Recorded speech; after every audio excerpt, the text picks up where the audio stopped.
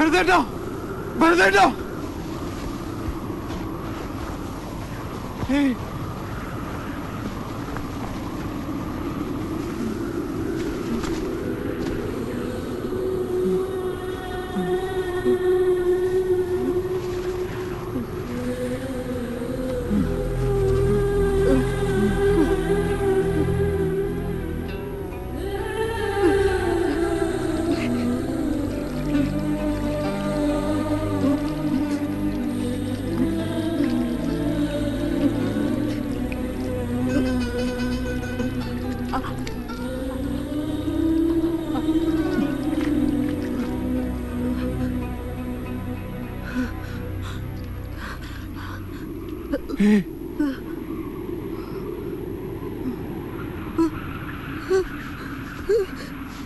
പേടിക്കണ്ട, ഞാനാ. നിങ്ങളോട് ഇന്നലെ അവിടെ നിന്ന് രക്ഷപ്പെട്ടോളം പറഞ്ഞില്ലേ, അയാളാ.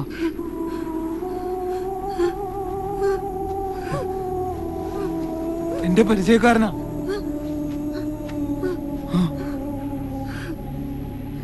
ഇന്നലെ രാത്രി മുഴുവൻ നിങ്ങൾ ആ പഹമാരുടെ കണ്ണീപ്പെടായിരുന്നെന്ന് റബ്ബിനോട് തേടിയായിരുന്നു ഞാൻ. റബ്ബ് കാത്തു. എപ്പോ വേണമെങ്കിലും അവർ തിരിച്ചു വരും. എന്റെ കഫീലും കൂട്ടുകാരോ. അതിനു മുമ്പ് എങ്ങനെയെങ്കിലും ഈ മരുഭൂമി വിടാൻ നോക്ക്. ഭരതേട്ടാ, നിങ്ങളും സഹായിക്കൂ. ഈ വണ്ടി കയറ്റി ഒന്ന് റോട്ടും വിടൂ. ഭരതേട്ടാ, ആലോചിക്കാൻ നിൽക്കണ്ട. റിയാദിലേക്കല്ലേ പോകുന്നത്?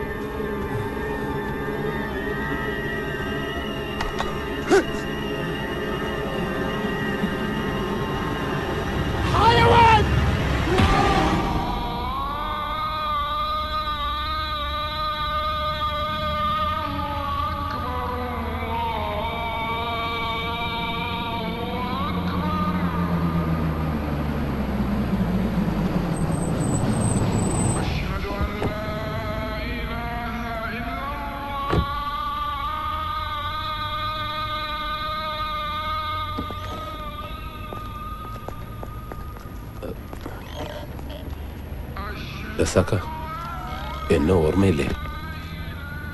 ഓ, നിങ്ങൾ ആരാന്നൊക്കെ പിന്നെയാ ഞാൻ അറിഞ്ഞത്. ഒരു മിനിറ്റ് പുറത്തേക്ക് വരൂ.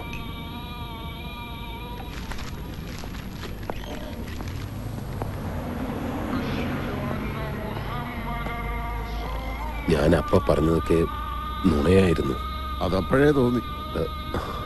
അശ്വതി അന്ന് വന്നിരുന്നു എന്നെ കാണാൻ. കണ്ട ഈ പത്രം കണ്ട? ഇതിൽ വാർത്ത വന്നപ്പോ മുതൽ ചങ്കടിച്ചിരിക്കുക ഞാൻ. ഇനി മോഷണത്തിന്റെ പിന്നിൽ ഞാനും കൂടി ഉണ്ടെന്ന് അറബിക്കെങ്ങാനും പറയാൻ തോന്നിയാ കഴിഞ്ഞു. തനിക്കറിയാവുന്ന സ്ത്രീയല്ലേ ഇവരിങ്ങനെ ചെയ്യുന്നത്? വിശ്വസിക്കുന്നു? ഞാൻ വിശ്വസിച്ചാലും ഇല്ലെങ്കിലും കേസ് അതല്ലേ. സൗദികളോടാ കളിക്കണത്. പെങ്ങളോട് ഞാൻ എന്താ പറഞ്ഞത്? ഇറങ്ങിയിട്ട് നേരെ അബുക്കാട കടയിൽ വരണമെന്നല്ലേ. എന്നിട്ട് ഇവരെന്താ ചെയ്തേ? 8 മണിക്ക് കടപൂട്ടി പോകുന്ന അബൂക്ക അന്ന് 10 മണി വരെ കാത്തിരുന്നു. ഇവര് ചെന്നോ? അതുപോട്ടെ. എന്നിട്ടിപ്പോ 2ാമത്തെ ദിവസമല്ലേ? ഏതൊക്കെ സ്ഥലത്ത് എവിടെയൊക്കെയാ കറങ്ങി തിരിഞ്ഞ് വന്നിരിക്കുന്നതെന്ന് ആർക്കറിയാം? കാര്യങ്ങളൊക്കെ പറഞ്ഞില്ലേ ഉസ്മാൻ? ഇവരെ നിങ്ങളുടെ അടുത്ത് എത്തിക്കേണ്ട ഉത്തരവാദിത്തം മാത്രമേ എനിക്കുള്ളൂ. ബാക്കി നിങ്ങൾ എന്താന്ന് വെച്ചാ ചെയ്യും. ചങ്ങാതി, ഞാൻ സൗദിയിൽ വന്നിട്ട് കൊല്ലം 10ആയി. ഇതുപോലുള്ള ജാക്ക് പോട്ടൊന്നും എന്റെ അടുത്ത് എടുക്കല്ലേ. ഒരുമാതിരി വർത്താനം പറഞ്ഞ എന്റെ വിധം മാറും. കൊണ്ട് നടന്ന് പൂതി തീർന്നപ്പോ ഇതിന് എന്റെ നിലയിലിടാൻ നോക്ക്. മതിയായെങ്കിൽ താല്പര്യമുള്ള വേറെ വല്ലരും കാണും, അവരെ ഏൽപ്പിക്കുക.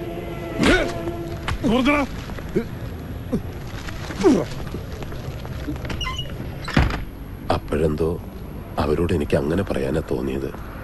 ഞാൻ എൻ്റെ കാര്യം ഓർത്തുള്ളൂ. ചിലപ്പോൾ അറിയാണ്ട് നമ്മളെല്ലാം സ്വാർത്ഥന്മാരായി പോവില്ലേ. സത്യത്തിൽ ചാടാൻ പറഞ്ഞത് നല്ല ഉദ്ദേശത്തോടു കൂടി തന്നെയാണ്. എൻ്റെ ഒപ്പം പോകുന്ന ഇന്തോനേഷ്യക്കാരിയെ ഞാനൊരു വീട്ടിൽ ജോലിക്ക് നിർത്തി കൊടുത്തിട്ടുണ്ട്. അതുപോലെ എവിടെയെങ്കിലും കൊണ്ടു ചെന്നാക്കാമെന്നാണ് ഞാൻ കരുതിയത്.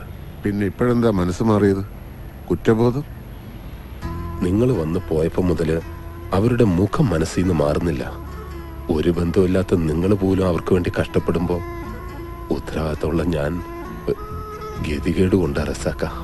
ഒളിച്ചും പാത്തും പോലീസിന്റെ കണ്ണു വെട്ടിച്ചൊക്കെയാണ് ഇവിടെ വണ്ടി ഓടിക്കുന്നത് തന്നെ.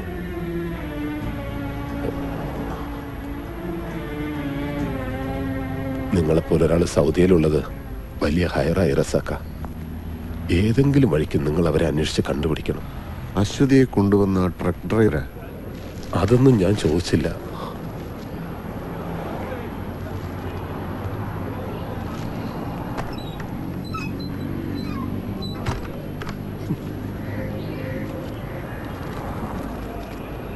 റിയാദി വന്നാൽ രക്ഷപ്പെടുത്തുമെന്ന് പറഞ്ഞ ഈ ചെറ്റയാണ്.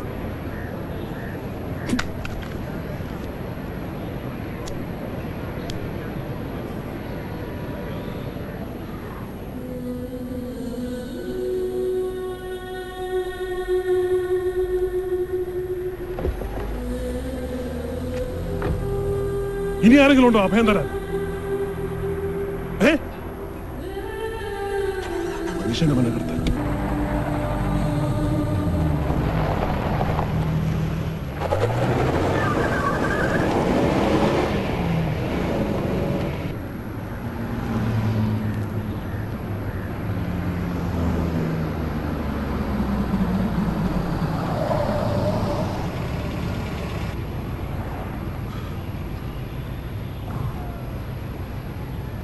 ഇറങ്ങിക്കോ. ഇവിടെ നിന്ന് ഏതെങ്കിലും വണ്ടി കിട്ടും. മുറിയതിലേക്കോ വേറെ എവിടെയെങ്കിലും പോയി തൊലഞ്ഞു. എനിക്ക് ഇത്രയ്ക്കാൻ പറ്റും. സമയം മെനക്കെടുത്താതെ ഇറങ്ങാം.